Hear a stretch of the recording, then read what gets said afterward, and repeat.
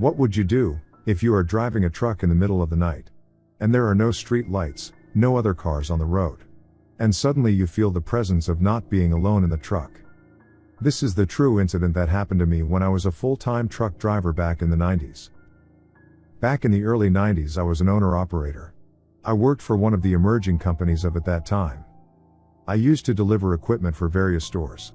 Due to the nature of my deliveries, my work hours were mostly at night. The night when this incident happened was no different. I was hauling a load from one state to another. The route was a new one, and I had not been on that side of the town ever before.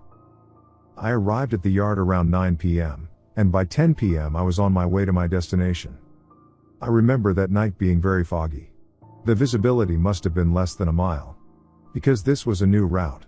I was not familiar with the rest stops. So I continued driving and must have missed the only service station there was on this particular freeway. Around 3 a.m. I had a certain urge to use the washroom. Now, the road I was on was not only void of any street lights but of any nearby towns as well. So not knowing when and where the next stop may be, I parked my truck on the side of the road and proceeded to get out of my truck to do my business. The location I was parked at had thick woods on either side. I went down towards the bushes to relieve myself.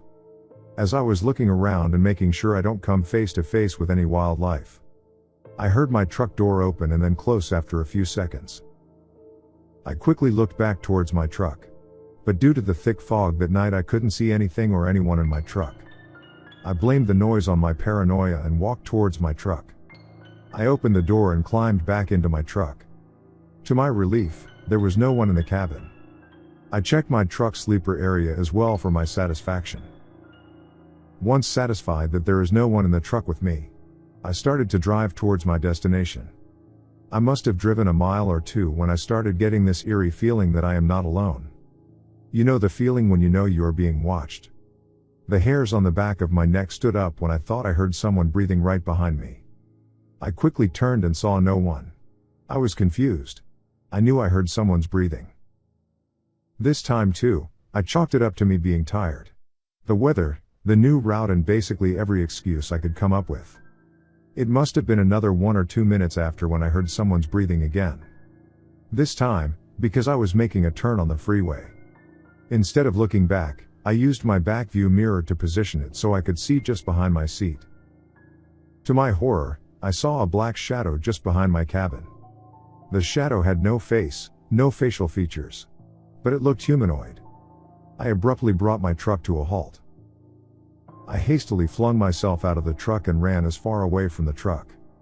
I must have ran about a mile when I started hearing what sounded like someone hitting my truck's body with a metal rod. I stopped and looked back at my truck, but due to the fog, again couldn't see anything.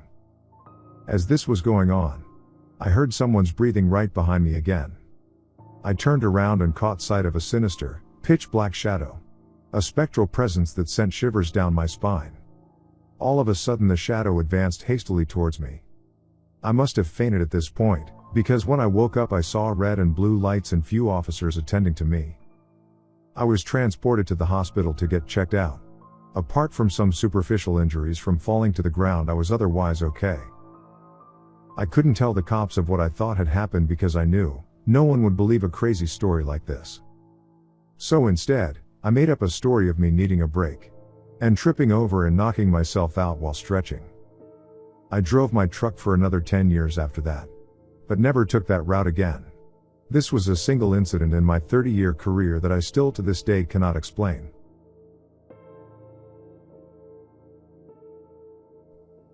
This story dates back to 90s when my dad had his own taxi. That was his bread and butter. He lived in a small town which I will not name due to anonymity. All I can tell is that it's about 100 miles away from the nearest big city. Most of my dad's trips were people in the town hiring his taxi to go to the city for appointments, grocery. You get the point. All my uncles were mostly farmers. And the profession of a taxi driver was something my dad picked on his own choice, and going against his parents. Once a family in his town requested to hire my dad's taxi for the upcoming weekend. There was a wedding happening few hours away. So the itinerary was to pick the family up in the evening and reach the town in which the wedding was supposed to take place overnight. as the reception was supposed to take place in the morning. My dad was also asked to bring the same family back after the reception, which would be the evening of the next day. As they were heading towards the only freeway in the town, they came across red and blue flashing lights. The freeway was closed due to a serious accident. My dad took out his navigation book when one of the passengers in the car said hastily, "I know an alternate route towards our destination. We must take that route, albeit more secluded, but we must reach our destination by tonight." My dad, although hesitant, agreed to the passenger and started taking the alternate route. My dad tells me that the alternate route they took that night was surrounded by thick trees on either side. There were no street lights, no other cars for miles and miles. The road stretched like a sinister ribbon through the desolate landscape. "We have to continue straight on this road for a few hundred miles," said the passenger guiding my dad. Since it was late at night by this point and there was barely any moonlight. One by one all the passengers fell asleep in the vehicle, including the person guiding my dad. After driving a couple of hours they approached a T intersection. My dad hesitantly woke up his passenger and asked which direction to turn. After rubbing his eyes and thinking for a few minutes, the passenger said, "Maybe it's left from here." Although very annoyed by this point, my dad, having no other choice and being at the mercy of his passenger, took the turn and started driving again. After driving another half an hour, my dad started to get a gut feeling that they were lost because they should have been at their destination by now, or at the very least close to it. However, there was no town or any lights of any town in sight. As if the situation could not get any worse, the paved road suddenly ended, and the car started to shake violently as it drove over gravel, dirt and stones. The passenger, who fell asleep again, woke up and started looking at either direction as if he did not recognize where they were. "I think we are lost," said the passenger to my dad. Before my dad could reply, he saw up ahead, instead of the gravel, dirt and stones. It seemed like something reflecting the dim light of the moon. After stopping the vehicle, my dad and the passenger got out to inspect what was up ahead. Not only they were lost, but there was a river just a few feet ahead of them. And had my dad not been as experienced of a driver he was, they probably would not have been able to stop in time, and would have ended up in that river. The gentle lapping of waves echoed like distant whispers, carrying tales of forgotten souls.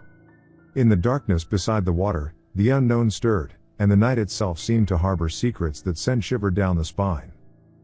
They both came back to the car, to turn back around and hopefully go back to the intersection where they obviously took the wrong turn. When, to their horror, the car would not start. Panic set in when everyone realized the terrifying situation they were all in. Stranded, lost with a vehicle that would not start.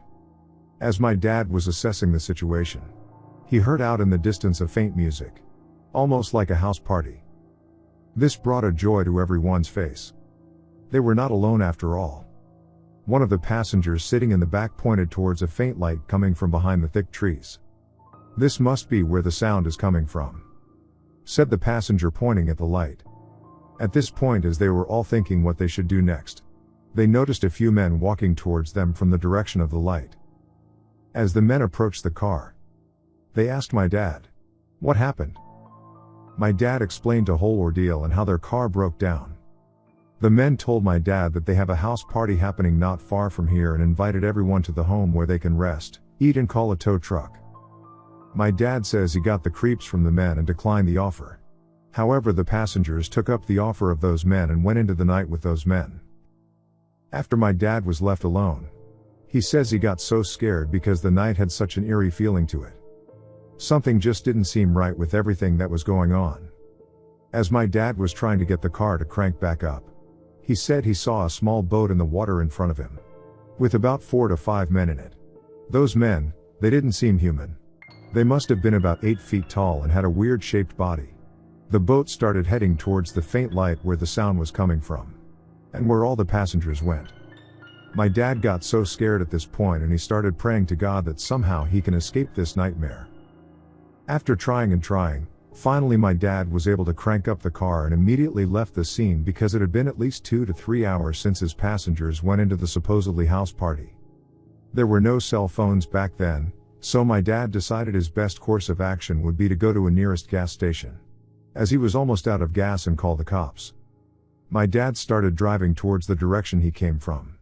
and stopped at the first gas station he came across.